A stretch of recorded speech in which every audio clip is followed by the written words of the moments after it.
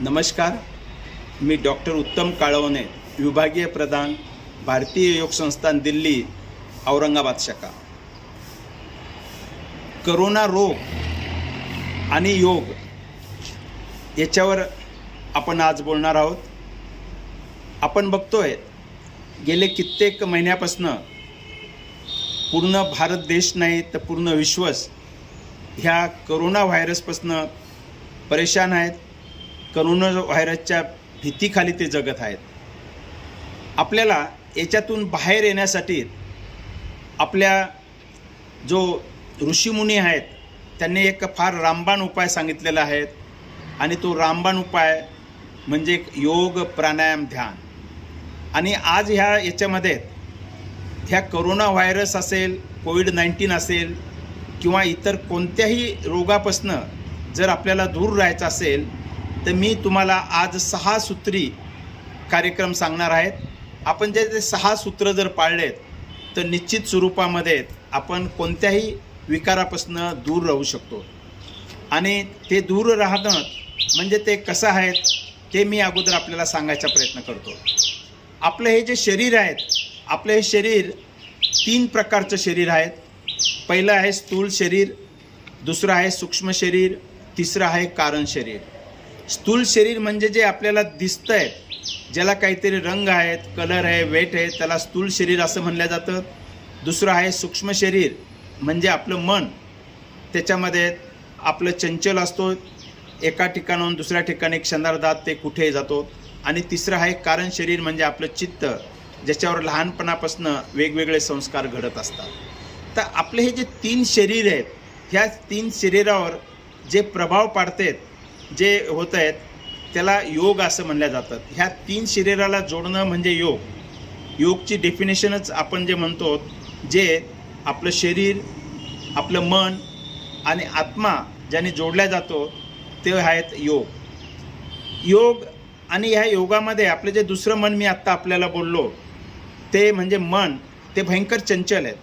ते कधीच एका काळामध्ये राहत नाहीत. काही वेळेस ते भूतकाळात जातात, काही वेळेस वर्तमान काळात आणि काही वेळेस भविष्य काळामध्ये ते जात असतो. ज्यावेळेस ते भूतकाळात जातो त्यावेळेस आपण पश्चाताप करतो, कारण चांगल्या घटना घडलेल्या आपल्या कधीच लक्षात राहत नाहीत.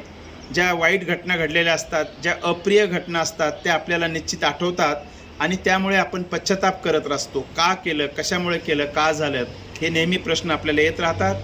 आणि ज्यावेळेस आपण भविष्यकाळात जातो म्हणजे आपण भविष्यकाळाची चिंता करतो, काय होईल, कसं होईल. जर विद्यार्थी असेल तर परीक्षामध्ये किती मार्क पडतील, कुठे नंबर लागेल की नाही, ज्यांचा कोर्स कंप्लीट झाला त्यांना प्लेसमेंट चांगली होईल का नाही, नोकरी चांगली लागेल का नाही, पॅकेज काय असेल, लग्न होईल का, म्हणजे असे अनेक आपण ज्यावेळेस भविष्यकाळामध्ये जातो अनेक प्रश्न आपल्याला येतात आणि त्यामुळे चिंता आपल्या मनामध्ये तयार होते. म्हणजे ज्यावेळेस भूतकाळात जातो त्यावेळेस पश्चाताप, ज्यावेळेस भविष्यकाळात जातो त्यावेळेस चिंता. ह्या दोन्हीमुळे आपली इम्युनिटी ही कमी होते आणि इम्युनिटी कमी झालेली निश्चितच ही आपल्या शरीरासाठी चांगली नाही आहेत. पण ज्यावेळेस आपण वर्तमान काळात येतो तर त्यावेळेस आपली इम्युनिटी वाढते, सकारात्मकता वाढते. त्यामुळेच हे योग, प्राणायाम, ध्यान जर आपण रेग्युलर जर केलं तर त्यावेळेस आपण वर्तमान काळात जास्तीत जास्त वेळ राहतो आणि आपली इम्युनिटी वाढते, आपलं मन आनंदी राहतं, सकारात्मकता वाढते. तर ह्या सर्व गोष्टीसाठी मी आज आपल्याला जे 6 सूत्री कार्यक्रम सांगणार आहेत, तो जर आपण आपल्या जीवनात फॉलो केला तर निश्चित स्वरूपाने आपण एक सुखी तर राहणारच, आनंदी राहणार आहेत, परंतु रोगमुक्त आणि तणावमुक्तसुद्धा राहणार आहेत. तो काय आहे हा प्रोग्राम? तर पहिलं सूत्र याच्यातलं आहे आसन, दुसरं सूत्र आहे प्राणायाम, तिसरं सूत्र आहे ध्यान, चौथं सूत्र आहे मुद्राभ्यास, 5वं आहे शुद्धिक्रिया आणि 6वं जे सूत्र आहेत ते म्हणजे आपली जीवनशैली. जर आपण हे जे 6 सूत्र मी आत्ता सांगितलेत त्याचं जर पालन केलं तर निश्चित स्वरूपामध्ये आपण स्वस्थ आणि मस्त राहू शकतो. सर्व काही आपल्यामध्ये आहे. आपण विनाकारण बाहेर शोधतो. बाहेर शोधून आपल्याला जे मिळतं ते फार क्षणिक असतं, त्यातनं जो आनंद मिळतो तो क्षणिक मिळतो. परंतु आपल्या आतमध्ये ज्या गोष्टी आहेत जर आपण त्याच्यावर जर विचार केला तर निश्चितच आपल्याला ज्या गोष्टी मिळतात त्या सर्व दूर टिकणाऱ्या असतात, त्यातनं आपल्याला परमनंट आनंद मिळत असतो. तर याच्यामधलं पहिलं जे सूत्र आहे ते आसन, म्हणजे योगाभ्यासामध्ये आसनाला फारच महत्त्व आहे. आसनं हे 4 स्थितीत केले जातात. उभ्या स्थितीमध्ये, बैठ्या स्थितीमध्ये, पोटावर आणि पाठीवर. ह्या 4 स्थितीमध्ये जर आपण वेगवेगळ्या पोजेस आसनं जर केलेत तर निश्चितच आपल्याला आपलं जे स्थूल शरीर मी तुम्हाला सांगितलेलं आहे तर ते स्थूल शरीरामध्ये लवचिकता येते, इलॅस्टिसिटी येते, त्यातला स्टिफनेस चला जातो आणि आपण चांगल्या पद्धतीने रोगमुक्त होऊ शकतो. तर जे उभ्या स्थितीमध्ये आसनं आहेत, आपण आता आज कोरोना व्हायरस किंवा कोविड-19 याच्यापासून वाचण्यासाठी आपण आसनं आज बघणार आहोत. आणि यातला वाचण्यासाठी म्हणजे आपल्या कोरोना व्हायरस कसा होतो हे आपण सर्वांना माहिती आहे. आपल्या नासाग्रामधनं तो एंट्री करून गळ्यात जातो, गळ्यामधनं फुफ्फुसात जातो आणि फुफ्फुसावर तो भयंकर वाईट परिणाम करून आपण फुफ्फुसाची कार्यक्षमता कमी करतो. त्यामुळे आपल्याला ऑक्सिजनची लेवल घ्यावं लागते, ऑक्सिजनची जरूरत पडते, ऑक्सिजन कमी पडतो. तर आपल्याला फेफडो म्हणजे आपले जे फेफडे आहेत त्याची कार्यक्षमता वाढवायची आहे. आपला गळा आहे, श्वसन प्रणाली आहे, नासाग्र आहे, याची आपल्याला क्षमता वाढवायची आहे. याच्यासाठी जे आसनं करणार आहेत ते म्हणजे सूक्ष्मव्यायामापासून सुरुवात करू. पहिल्यांदा जे सूक्ष्मव्यायाम आपण करणार आहेत ते आपल्या छातीसाठी जे आहेत, छातीवर जो प्रभाव पडेल त्यासाठी असे वेगवेगळे आपण सूक्ष्मव्यायाम त्यासाठी करायचे आहेत. नंतर आपल्याला उभ्या स्थितीमध्ये काही आसन आपण करणार आहेत ते म्हणजे अर्धचंद्रासन. अर्धचंद्रासन म्हणजे कमरावर हात ठेवायचे आहेत, दोन्ही पाय मिळून घ्यायचे आणि जास्तीत जास्त पाठीमागं वाकायचं आहे. असं वाकल्यानंतर मग जी स्थिती बनेल त्या स्थितीमध्ये काही क्षण राहायचं आहे. त्यामुळे आपले जे फेफडे आहेत त्यांच्यावर चांगला प्रभाव पडतो. आपला जो गळा आहे, गळ्याच्या मांसपेशीवर प्रभाव पडतो आणि त्यामुळे जो कोरोना व्हायरस आहे, कोविड आहे, त्याच्यापासून आपला बचाव होतो. रीड, सर्वायकल, स्लीप डिस्कसुद्धा याच्यातनं जातात. दुसरा एक ह्या स्थितीमध्ये आपण जे आसन आहेत ते ताडासनसुद्धा करू शकतो. ताडासन म्हणजे दोनों पाय मिळून घ्यायचे आहेत, दोनों हात शरीराला, दोन्ही हात वर घेऊन जायचे आहेत, अंगुळ्या दोन्ही हाताचे बोटं मिळवायचे आहेत, एकात एक फसवायचे आहेत, दोन्ही हात माथ्यावर ठेवायचे आहेत आणि दोन्ही हात वर ताणायचे आहेत. दोन्ही भुजा कानाला चिकटलेल्या. हाताचा जो भाग आहे तो वरच्या बाजूला राहील हे बघायचं आहे. हे झाल्यानंतर मग आपले पाठीमागनं दोन्ही टाचा वर उचलायचे आहेत, पूर्ण भार आपल्या पंजावर. ह्यामुळे काय होतं, आपले जे फेफडे आहेत फेफड्यावर तर प्रभाव पडतो, कंधे, गर्दन जो आहे त्याच्यावरही चांगला प्रभाव पडतो.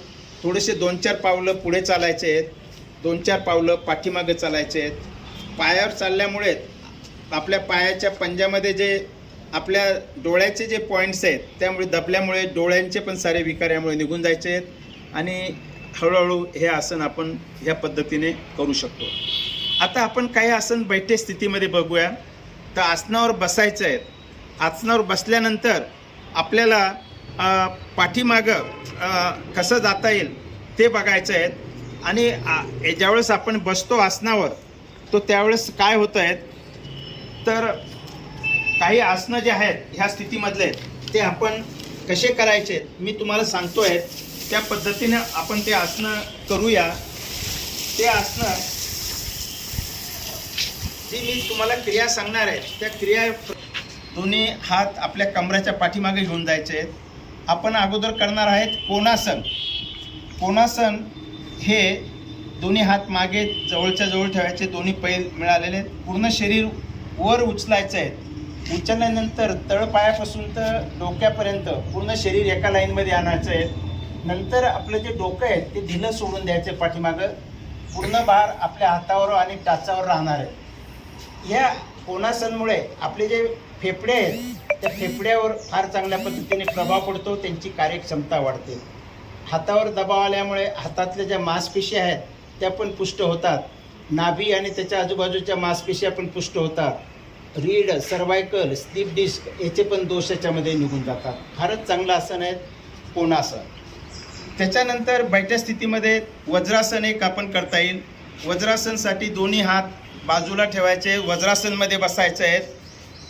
अंगुठे मिळालेले दोनों येड्याच्या मध्ये आपल्याला बसायचे आहे, टाचेच्या मध्ये बसायचे आहे. दोन्ही हात गुडघ्यावर ठेवून कमर आणि मान ही सरळ याच्यामध्ये ठेवायची आहेत. वज्रासनमध्ये बसल्यामुळे आपल्याला पिंडीय जे आहेत त्याच्यावर दबाव आल्यामुळे तिथलं अशुद्ध रक्त शुद्ध होऊन आपल्या हृदयाच्या पर्यंत जाते. वज्रनाडी प्रभावित होते. व्हेरिकोस वेन्स का दोष यामध्ये निघून जातो. वज्रासन आपण जेवण केल्याच्या अगोदर केलं तर भूक चांगली लागते आणि जेवणानंतर जर केलं तर खाल्लेलं अन्न याचं पचन यामध्ये चांगलं होते. त्यामुळे दररोज जेवण केल्यानंतर हे आसन कमीत कमी 5 मिनटं आपण करावेत. त्यामुळे पाचन चांगलं होईल आणि बरेच विकार हे आपले पचन व्यवस्थित न झाल्यामुळे होतात. त्यामुळे वज्रासन दररोज जेवण झाल्यानंतर 5 मिनटामध्ये बसावेत. खूपच हे सुंदर आसन आहे. बैठ्या स्थितीमध्ये अजून एक जे आसन आपण करणार आहोत, दुसरं आसन त्याचं आहे उष्ट्रासन. ते उष्ट्रासन एक कसं करायचं त्याचं पण विधी मी तुम्हाला थोडक्यात सांगतो. वज्रासन ही पूर्वस्थिती आहे. दोन्ही गुडघ्याच्या वर उभं राहायचं आहे. गुडघ्यामध्ये खांदे एवढं अंतर घ्यायचं आहे. दोन्ही हात कमरावर ठेवायचे. अंगुठे पाठीमागं मिळालेले. चारी जे बोटं आहेत ते समोरच्या दिशेला. आता श्वास भरत्या वेळेस हळूहळू पाठीमागच्या बाजूला झुकायचं आहे. जेवढं पाठीमागं झुकता येईल तेवढं झुकायचं आहे. स्थिती बनल्यानंतर श्वास सामान्य ठेवायचा आहे. बघा आपल्या फेफड्यावर किती प्रभाव पडतो. ह्या स्थितीत अर्ध उष्ट्रासन की ही स्थिती आहे. पूर्ण उष्ट्रासनसाठी दोन्ही हात आपल्या तळ पायावर घेऊन जायचे आहेत. त्यानंतर पूर्ण उष्ट्रासनची स्थिती होती आणि त्यावेळेस आपले जे फेफडे आहेत त्याच्यावर खूप चांगल्या पद्धतीने प्रभाव पडून त्याची कार्यक्षमता ती वाढवून जाते. रीड, सर्वायकल, स्लीप डिस्क याचे पण दोष यामध्ये निघून जातात. आपल्या क्षमतेनुसार हे आसन करायचं आहे. याच्यानंतर पोटावर झोपून आपण काही आसनं जर केलेत तर त्यामुळे पण फेफड्याची कार्यक्षमता चांगल्या पद्धतीने वाढते. पोटावरचं पहिलं आसन भुजंगासन. यामुळे फेफड्यांची चांगलीच कार्यक्षमता वाढते. पोटावर झोपायचं आहे. पोटावर झोपल्यानंतर दोन्ही हात मोडून खांद्याच्या आजूबाजूला घ्यायचे आहेत आणि श्वास भरत्या वेळेस मान वर करायची आहे. पूर्ण वर केल्यानंतर हातावर भार येणार नाही, पण आपली जी रीड आहे रीडवर मेरुदंडावर भार यायचा आहे. दोन्ही हात नाममात्र जमिनीच्या वर ठेवायचे आहेत. रीडवर भार आल्यामुळे तिथली कार्यक्षमता वाढती. फेफडे पण यामध्ये प्रभावित होतात. महिलांसाठी मासिक धर्म जो असतो त्याची अनियमितता आणि तकलीफ ती पण सुद्धा यामुळे निघून जात असते. अजून एक आसन आपल्याला पोटावरचं करता येईल ज्यामुळे आपल्या फेफड्यांची कार्यक्षमता वाढेल. ते आहेत धनुरासन. धनुरासन पोटावर झोपायचं आहेत. दोन्ही पाय मोडून दोन्ही पायाचे टकणे जे आपले आहेत ते पकडायचे आहेत आणि श्वास भरून समोरून आणि पाठीमागून गुडघे वर उचलायचे. धनुष्यबाणासारखी स्थिती बनवायची आहे आणि दोन्ही हात आणि पाय जास्तीत जास्त विरुद्ध दिशेला ताणायचे. त्यामुळे आपल्या पोटावर प्रभाव पडून आपलं वजनसुद्धा यामध्ये कमी होतं. फेफड्यांची कार्यक्षमता यामध्ये वाढते. हात पाय याचे जे नसनाड्या आहेत त्या पण यामध्ये प्रभावित होतात. या पद्धतीने हे पोटावर आसन आपण करू शकतो. आता चौथीची स्थिती आहे पाठीवर झोपायचं आहे. पाठीवर झोपल्यानंतर आपण जे आसन करणार आहोत ते आहेत सेतुबंधासन. सेतुबंधासन जे आसन करायचं आहे, सेतुबंधासनसाठी पाठीवर झोपायचं आहे. दोन्ही पाय मोडून दोन्ही पायाचे जो टाचा आहे ते आपल्या नितंबाच्या जवळ आणायचे आहेत. दोन्ही पायाचे टकणे म्हणजे घोटे चांगले पकडायचे आहेत आणि ते पकडल्यानंतर पूर्ण शरीर वर उचलायचं आहे. आपलं धड वर उचलायचं आहे. हे उचल्यानंतर सेतुबंधासन म्हणजे ब्रिज जो पूल असतो पुलासारखी शरीराची स्थिती होते. त्यामुळे याला सेतुबंधासन असे म्हटलं जातो. कंधरासन असं सुद्धा म्हणतात. यामुळे सुद्धा आपले फेफड्याची कार्यक्षमता वाढते. आपली जी हनुवटी आहे ती इथे गळ्यामध्ये दबल्यामुळे तिथल्या पण स्नायू प्रभावित होतात. थायरॉईड, पॅराथायरॉईडचा पण दोष निघून जातो. रीड, सर्वायकलचा पण दोष निघून जातो. या पद्धतीने आपण असे आसनं केल्यामुळे निश्चितच आपल्याला जो शरीरामध्ये वेगवेगळ्या स्नायूवर ताण पडल्यामुळे त्यातले शिथिलीकरण होतं आहेत आणि त्यातले विकार निघून जातात. हा झाला पहिला भाग. आता दुसरं सूत्र आहे प्राणायाम. आता प्राणायाममध्ये आपण कोणत्याही ध्यानात्मक आसनमध्ये बसायचं आहे. पद्मासन, अर्धपद्मासन, सुखासन, सिद्धासन, स्वस्तिकासन एका आसनामध्ये बसून आपण प्राणायाम करायचे आहेत. तो प्राणायाम जो कोरोना व्हायरस आहे कोविड-19 याला रोखण्यासाठी 4 प्राणायाम मी आपल्याला इथे सजेस्ट करतो. पहिला आहे अनुलोम विलोम, दुसरा आहे कपालभाती, तिसरा आहे भ्रामरी आणि चौथा आहे भस्त्रिका प्राणायाम. हे 4 प्राणायाम जर आपण केलेत तर निश्चित सुरळीतपणे आपली जी शरीरातली कार्यक्षमता वाढते. जो प्राणवायू आहे अनुलोम विलोम प्राणायाम केल्यामुळे आपली चंद्रनाडी, सूर्यनाडी आणि सुसूक्ष्म नाडी ह्या प्रभावित होतात. पूर्ण शरीरामध्ये प्राणवायू समान रूपमध्ये आपल्याला तो मिळतो. कपालभाती प्राणायाम केल्यामुळे आपल्या शरीरामधले 7 चक्र प्रभावित होतात आणि श्वसन प्रणाली प्रभावित होते. त्यामुळे आपले जो फेफडे आहेत, आपला गळा आहे, नासागरा मार्ग आहे, तो पण याच्यामुळे ॲक्टिवेट होऊन आपल्याला जो कोरोना व्हायरस आहे त्याला रोखला जातो. भ्रामरी प्राणायाम केल्यामुळे जे व्हायब्रेशन तयार होतात त्यामुळे मस्तिष्क याच्यातला निघून जातो, अनिद्रा दोष हे सारे निघून जातात. आणि भस्त्रिका प्राणायाम केल्यामुळे सुद्धा वात, पित्त, कफ हे पण दोष निघून जातो. श्वसन प्रणाली याच्यामध्ये पुष्ट होते आणि यामुळे आपण कोरोना व्हायरसला चांगल्या पद्धतीने रोखू शकतो. हा झाला दुसरा भाग. आता तिसऱ्या भागाकडे वळूया आपण. ध्यान हे पतंजली ऋषीने जो अष्टांग योग सांगितलेला आहे त्याच्यामधले ही 7वी पायरी आहे. पहिला यम, दुसरा नियम, तिसरा आसन, चौथा प्राणायाम, 5वा प्रत्याहार, 6वा धारणा, 7वा ध्यान आणि 8वी समाधी. तर त्यामुळे ध्यान हे आपल्या जीवनामध्ये फार महत्त्वाचं आहे. ध्यान केल्यामुळे आपलं मन शांत होतं, सकारात्मकता वाढते, अशांतीकडून आपण शांतीकडे येतो आणि ज्यावेळेस आपलं मन शांत होतं तर त्यावेळेस मग आपले सर्वच नकारात्मकता निघून जाते, सकारात्मकता बढ़ते आणि आपलं मन चांगलं असल्यामुळे आपण निश्चितच कोणत्याही रोगाला आपण आपल्यापासून दूर ठेवू शकतो आणि त्यामुळे आपली इम्युनिटीसुद्धा चांगली वाढते. आता पाचवा भाग म्हणजे जो शुद्धिक्रिया. याच्यामध्ये शुद्धिक्रिया 2 प्रकारच्या शुद्धिक्रिया आहेत. एक आहे तर जलनेती आणि दुसरी आहेत आय वॉश. ह्या 2 मी तुम्हाला ह्या ठिकाणी सजेस्ट करेन. जलनेतीसाठी एक तांब्यासारखं एक भांडं असतो, गोलाकार लोटा, त्याला तोटी असते, त्याच्यात थोडंसं कोमट पाणी आणि मीठ टाकून ते आपल्या एका नाकपुडीमधनं टाकायचं, दुसऱ्या नाकपुडीमधनं पाणी बाहेर येतो आणि तसंच दुसऱ्या नाकपुडीमधनं टाकून पहिल्या नाकपुडीतनं पाणी ते बाहेर काढायचं आहे. ते कोमट पाणी टाकल्यामुळे नासाग्र मार्गमुळे तर नासाग्र मार्ग, गला, तिथले जे काय विषाणू आहेत ते याच्यामधनं बाहेर निघले जातात. आपल्याला सायनस आहे किंवा असे जे विकार आहेत ते पण यामुळे निघून जातात. आजकाल आपण कॉम्प्युटर, मोबाईलवर जास्त बसल्यामुळे डोळ्यावर सुद्धा खूप ताण पडतो आणि तो ताण कमी करण्यासाठी आय वॉश म्हणून मार्केटमध्ये मिळतात. त्याच्यात साधं पाणी घ्यायचं आहे, आपल्या डोळ्याजवळ ते लावायचे आणि त्याच्यात डोळे उघडून बंद करायचे आहेत. ते केल्यामुळे आपले डोळे चांगल्या पद्धतीने शुद्ध राहतात, त्यातलं अशुद्ध तत्व निघून जातात. आपण जो डोळ्यामध्ये धूळ जाते किंवा काय ते शुद्ध झाल्यामुळे डोळ्यावरचा ताण कमी होतो आणि डोळ्याचे जे विकार आहेत ते पण यापासून कमी होतात. आता 5वा जो भाग आहे तो मुद्रा. याच्यामध्ये फार प्रभावशाली आहेत आपली इम्युनिटी वाढवण्यासाठी. तर मुद्रा ह्या खूप प्रकारच्या आहेत.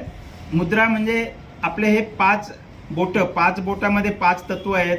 अंगुठ्यामध्ये असतो पृथ्वी तत्व, तर्जनी पहिल्या बोटामध्ये असतं वायू तत्व, दुसरं बोट मध्यमा अंगुली त्यामध्ये असतो आकाश तत्व, तिसरं बोट अनामिका त्यामध्ये पृथ्वी तत्व आणि 5वं बोट करंगळी त्यामध्ये जलतत्व. हे 5 तत्व 5 बोटामध्ये आहेत. ह्या 5 तत्वापासून आपलं शरीर बनलेलं आहे आणि याच्यातच विलीन होणार आहे.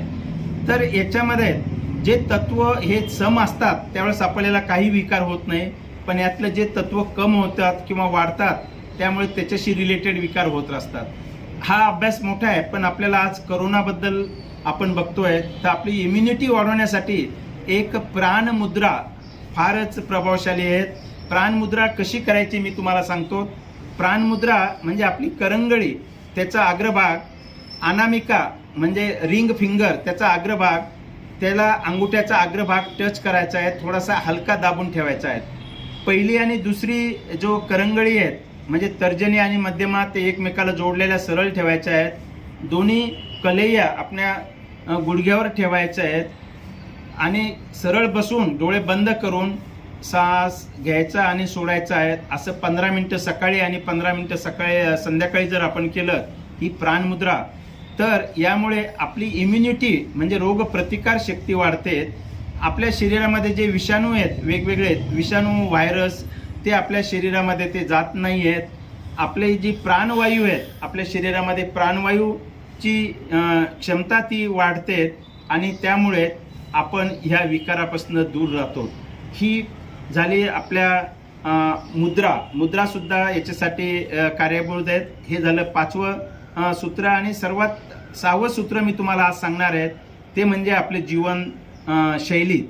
आजकाल आपली जीवनशैली विचित्र झालेली आहे. आपण पाश्चिमात्याचं जास्त अनुकरण करत असल्यामुळे आपण जीवनशैली बदलून टाकलेली आहे. आपले जे पूर्वज होते, पूर्वजांनी आपल्याला जे सांगितलेली जीवनशैली आपण ती जर पाळली, निश्चितच आपण एक चांगलं आदर्श बनू शकतो आणि इतर रोगापासून दूर राहू शकतो. तर आदर्श जीवनशैली कशी असावी मी थोडक्यात सांगायचा प्रयत्न करतो. आदर्श जीवनशैली म्हणजे सकाळी लवकर उठायचे आहेत, सूर्योदयाच्या अगोदर उठायचे आहेत. ब्रह्ममुहूर्तामध्ये जर उठलं तर अजून चांगलं. 4 वाजता 4:30 वाजता उठून जर आपले वेगवेगळ्या साधना जर केल्या, आत्ता मी तुम्हाला सांगितल्या, त्याचा लाभ जास्त होतो. सकाळी उठल्यानंतर 3-3.5 मिनिटं आसनावरच बसून राहायचं आहे. नंतर मग चालायला लागायचं आहे. चक्कर येऊन पडण्याची भीती कमी होते. उठल्यानंतर अर्धा लिटर कोमट पाणी प्यायचं आहे. त्याच्यामध्ये तुम्ही निंबू रस, मधसुद्धा घालू शकतात. बसून पाणी प्यायचं आहे. उभे पाणी कधी पण प्यायचं नाही आहे. उभ्याने पाणी पिल्याने आपल्याला गुडघ्यांचे वगैरे विकार होण्याची शक्यता असते.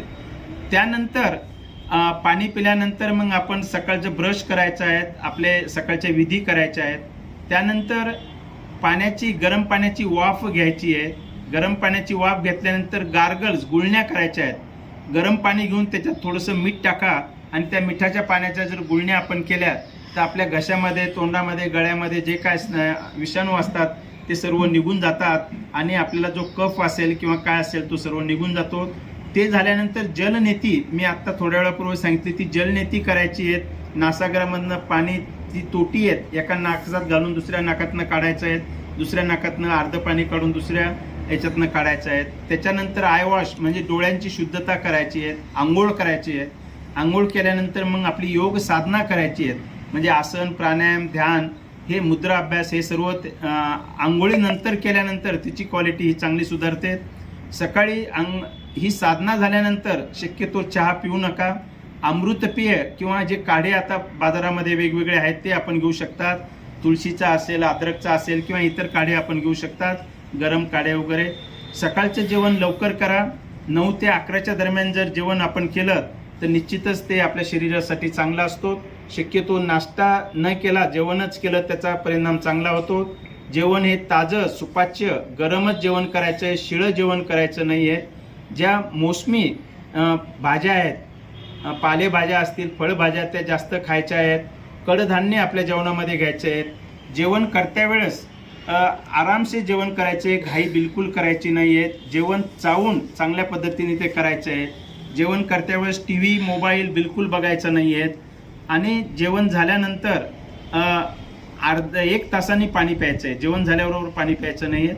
अजून एक महत्त्वाचं, जेवण हे कधी पण जेवढी आपल्याला भूक आहे त्याच्या 75%च जेवण करायचं आहे. 100% जेवण कधी पण करायचं नाही आहे. 25% पोट रिकामं ठेवायचं आहे. त्यानंतर 15-20 मिनटं सूर्यप्रकाश घ्यायचा आहे. आपलं दिवसभरातलं कार्य आपण नंतर करू शकतो. ऑफिसला जाऊ शकतो. 8-9 तास काम करायचं आहे. दिवसा शक्यतोवर बाहेरचं काही खायचं नाही. जंक फूड घ्यायचे नाही आहेत. कोल्ड ड्रिंक्स बिलकुल घ्यायचे नाही आहेत. फ्रीजचं पाणी बिलकुल प्यायचं नाही आहे. फ्रीजमधलं अन्नही शक्यतोवर खायचं नाही आहेत, जर आपल्याला खरंच आनंदी आणि रोगमुक्त राहायचं असेल तर. संध्याकाळी लवकर घरी येऊन संध्याकाळचं जेवण शक्यतो दिवस मावळाच्या वेळेस करायचं आहे. संध्याकाळचं जेवण हे हलकं जेवण असावं आणि जेवढी भूक येते अर्धच पोट भरेल इथपर्यंतच आपण जेवायचं आहे. जेवल्यानंतर कमीत कमी 2 ते 2.5 तास झोपायचं नाही आहेत. जेवल्यानंतर आपल्या परिवारातील सदस्यांशी चांगला संवाद करा. चांगले पुस्तकं वाचवा किंवा काही संगीत असेल, जी आपल्याला छंद असेल तो करा. आणि संध्याकाळी झोपायच्या अगोदर कोणतीही जे एखाद्या सिरियस किंवा तणावपूर्वक संवाद असणारे टाळायचे आहेत, काही बघायचं नाही आहेत. आणि संध्याकाळी गोल्डन मिल्क म्हणजे दुधामध्ये हळद टाकून गरम दूध प्यायचं आहे, लवकर झोपायचं आहे आणि आनंदी राहायचं आहे.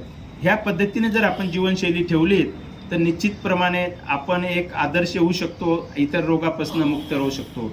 आणि सर्वात शेवटी महत्त्वाचं म्हणजे आपण सकारात्मक दृष्टिकोन ठेवायचा आहे का मी आनंदी आहे, मला काहीही झालेलं नाही आहे, आजचा दिवस माझा आहे, मी विनर आहेत. आपण जर ही सकारात्मकता भावना ठेवली तर आपली जी रोगप्रतिकार शक्ती ती निश्चित वाढेल.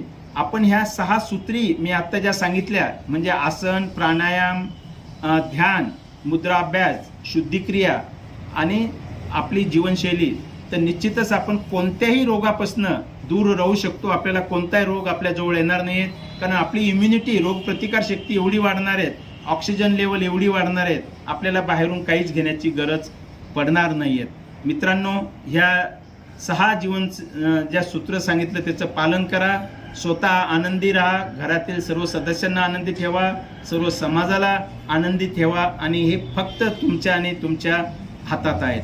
इथेच माझं जे हे वार्ता आहे मी ती समाप्त करतो. करो योग, रहो निरोग. सर्वांचं धन्यवाद.